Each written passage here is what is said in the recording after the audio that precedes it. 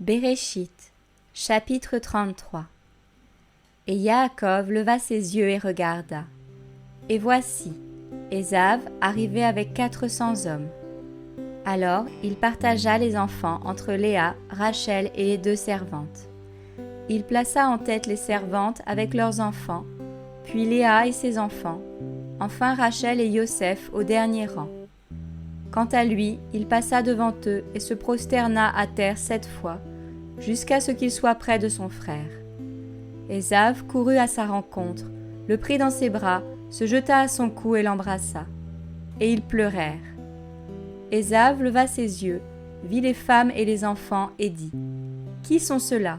Sont-ils à toi » Yaakov lui répondit : « Ce sont les enfants qu'Élohim, par sa grâce, a donnés à ton serviteur. » Les servantes s'approchèrent, elles et leurs enfants, et se prosternèrent. Puis Léa aussi s'approcha avec ses enfants, et ils se prosternèrent. Et ensuite Yoseph et Rachel s'approchèrent et se prosternèrent aussi. Ésav dit : « Que veux-tu faire avec tout ce camp que j'ai rencontré » Et Yaakov répondit : « C'est pour trouver grâce aux yeux de mon Seigneur. » Ésav dit : « Je suis dans l'abondance, mon frère. Garde ce qui est à toi. » Et Yaakov répondit : « Non, je te prie, si j'ai maintenant trouvé grâce à tes yeux, reçois ce présent de ma main, parce que j'ai vu ta face comme si j'avais vu la face d'Élohim, et parce que tu m'as accueilli favorablement.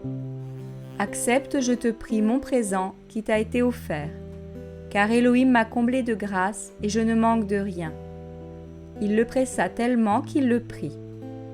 Ésav dit : « Partons et marchons, et je marcherai devant toi. » Mais Yaakov lui dit : « Mon Seigneur sait que ces enfants sont jeunes, et que j'ai des brebis et des vaches qui allaitent. Si l'on forçait leur marche un seul jour, tout le troupeau mourra. Je te prie que mon Seigneur passe devant son serviteur, et je m'avancerai tout doucement, au pas de ce bétail qui est devant moi et au pas de ses enfants, jusqu'à ce que j'arrive chez mon Seigneur à Séhir. » Ésav dit : « Je te prie, je vais au moins laisser avec toi une partie de ce peuple qui est avec moi. » Et il répondit : « Pourquoi cela ? Que je trouve grâce aux yeux de mon Seigneur. » Ainsi, Ésav retourna ce jour-là par son chemin à Séhir. Yaakov partit pour Sukkot. Il bâtit une maison pour lui, et il fit des cabanes pour son bétail. C'est pourquoi il appela ce lieu du nom de Sukkot. À son retour de Padan-Aram, Yaakov arriva sain et sauf à la ville de Sichem, dans le pays de Canaan, et il campa devant la ville. Il acheta une portion du champ où il avait dressé sa tente de la main des fils de Hamor, père de Sichem, pour 100 pièces d'argent. Et là, il dressa un autel qu'il appela El Eloé Israël.